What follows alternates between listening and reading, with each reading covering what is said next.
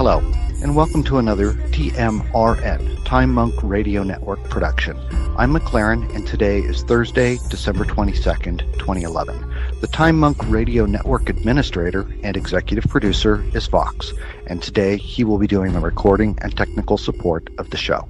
Several members of the TMRN forum are joining us for today's discussion.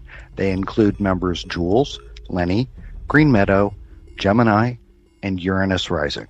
Like all our interviews, this one will be available on YouTube for free at the Time Monk Radio channel and at the website webbotforum.com. In this program, we will explore the Thrive movie that was recently released and the website thrivemovement.com. The movie brings up many issues and problems hindering humanity. There are seemingly disconnected organizations, challenges, and a system as it exists that doesn't serve the masses of the Earth's population today. The movie and the website propose changing the system to benefit the masses of humanity instead of a very small subset thereof, the global elite. The systems and elements that maintain and reinforce power and control for the benefit of the elite range from money creation and energy production to food, water, and healthcare delivery, and from governance and justice to information and media domination. This interlocking grid creates structures that prevent dissent, reinforce control, and further the agenda of these elite. The movie and website also suggest that there are solutions available that humanity can and should avail themselves of to redirect those benefits away from the elite and to take back our future for our own benefit. The Thrive movie packages up many of these challenges and questions. It presents the viewer for the majority of its runtime with images and success stories of the elite and how they have neatly sewn up their control and wealth extraction system. Near the end of the film, it shifts to show how people are fighting back against the system, encourages the viewer to become involved in changing the system. Suggestions are provided that there are solutions and that you will find them on the website. Moreover, you are encouraged to join mass actions to liberate yourself and other humans from the enslavement by the elite. If you are awake and or have taken a red pill, you're probably asking, why was the movie produced? What is its purpose, as this information was already available? And does it have an agenda other than what it claims? Today, the TMRN Roundtable speaks with Foster and Kimberly Gamble about Thrive and hope to gain clarity and a deeper understanding of the movie, the website, and more. Foster and Kimberly, welcome to the Time Monk Radio Roundtable. Thank you very much. Thanks. It's good to be with you. We're very happy to have you with us today. Today's roundtable discussion questions have been broken into a number of topic areas, the first of which is intent and background, so that our audience can get a better understanding of what is it that the Thrive movie intends. So, Foster and Kimberly, can you explain the rationale, impetus, intent, and goal of Thrive? And by that, I mean, what is the intent in forming the release of the information in this form, and who is it that you're trying to reach, and with what kind of response? Well, I'll jump in to start. I tend to be more of the comprehensivist, and Kimberly tends to be more of the nitty-gritty activist executive. So oftentimes we'll handle those different parts of a response. And when we together originally created Clear Compass Media, the purpose or the mission of Clear Compass Media was to create compelling media that assists humanity in thriving through the evolutionary challenges threatening our survival. So that was our general and ongoing mission. And then specifically with Thrive, we wanted to connect the dots for people in a way that we hadn't seen done previously. We've seen a lot of wonderful documentaries and books and programs and so forth that do a great job of exposing what's really going on in different areas. And what we were trying to do was to tie the story together within 2 hours at a level that people could see topics which by themselves might seem really strange or far out or literally incredible. But when seen as part of a puzzle, when you back up and look how the pieces fit together, the story ends up making much more sense than what we're being told in our corporate media and in our schools. So I think I'll turn it over to Kimberly with that to expound on it a little. Yeah, I would say my answer to that about our intent is that, really one of the things was just Foster and I trying to figure out what would be the most helpful thing we could imagine doing, given our, love of people and the planet and our deep concern for what was going on and our unusual and unique position of being able to take our time to do the research and create something like Thrive. So it was really what could be the most empowering, liberating thing that we could possibly do. And we knew that we wanted to use the media.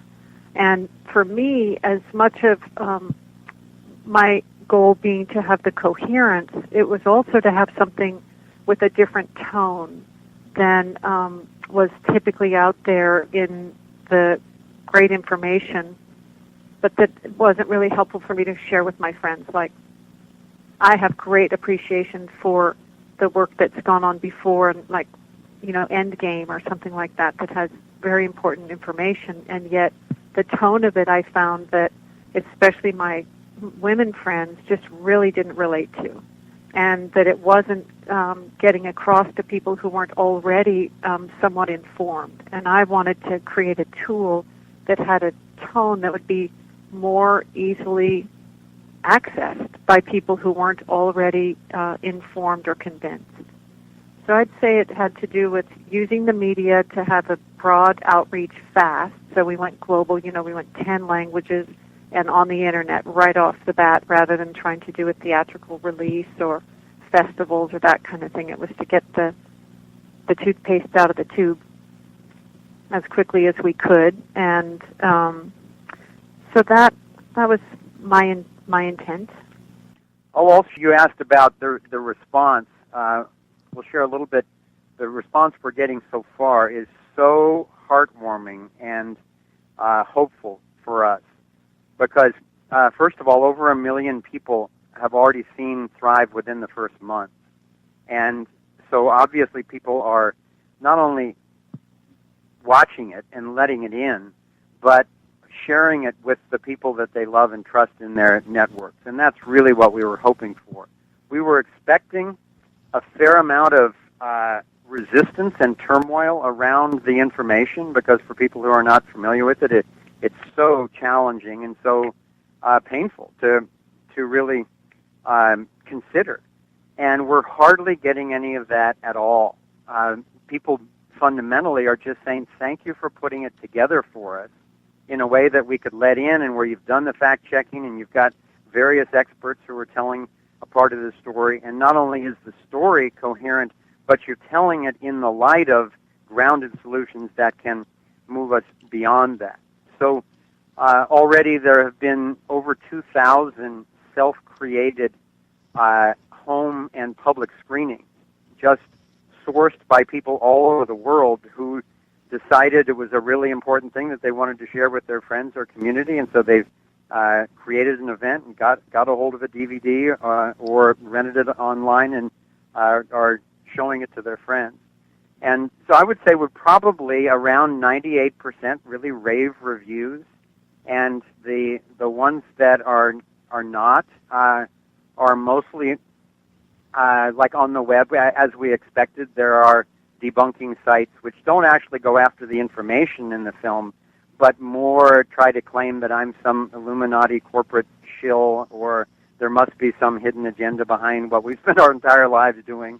Even that's fading out. That was more around the trailer when speculation was a lot easier. But now that people can see what the film really is and what the website really is and who we really are, even that's fading out. So we're just thrilled at the response, and it's just beginning to kick in foreign countries even more as we're getting the right DVD formats and so forth for Europe and Asia and so on.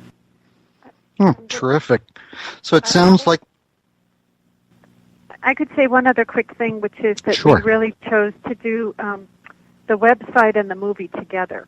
And that was really an important part of how we went at this, because we really have seen the film as a trailer for the website, because what Foster said about the self-creating screenings, really our whole intention was to provide something that would be helpful for people to then take into their lives and their organizations and their movements to be empowered by it, and that's where the website comes in. So it really was it's a double offering there with the film leading people to the website where you could explore for a year, I'm sure, just with all of the archived information that we used and that the people who are in the movie used, as well as the success stories to, have people see how many wonderful people there are doing great things in response to what's going on. So I just wanted to mention that it's really the website and the movie that are part of our offering.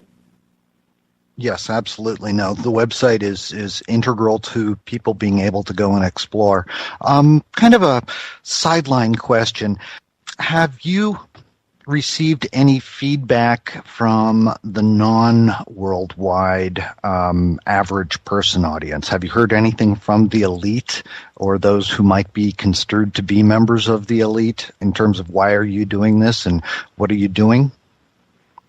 I would say that we haven't encountered any resistance from the people that we name as being consciously perpetrating the global domination agenda.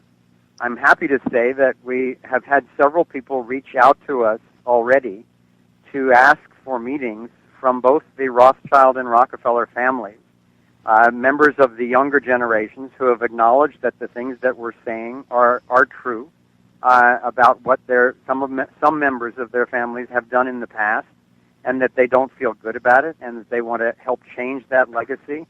We're very excited about having think tanks with some of these people in the future and really collaborating to see how we can kind of start turning that giant financial ship and aligning it with integrity and natural principles to really restore a planet where everybody can thrive.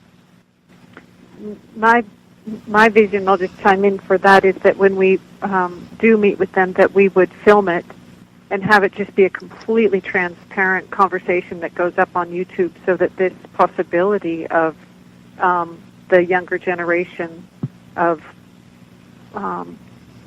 people from these families, if this is true, that it can be, part of just transparent to everybody to participate in, unlike how this whole agenda has been carried out, which is so secretive, obviously.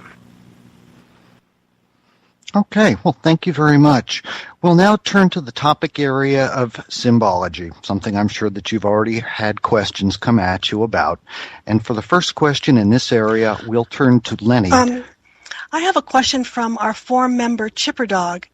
The question is, one of the most difficult things to get a grasp on, for myself anyway, is to determine the intent behind the symbols that litter the landscape of the human experience.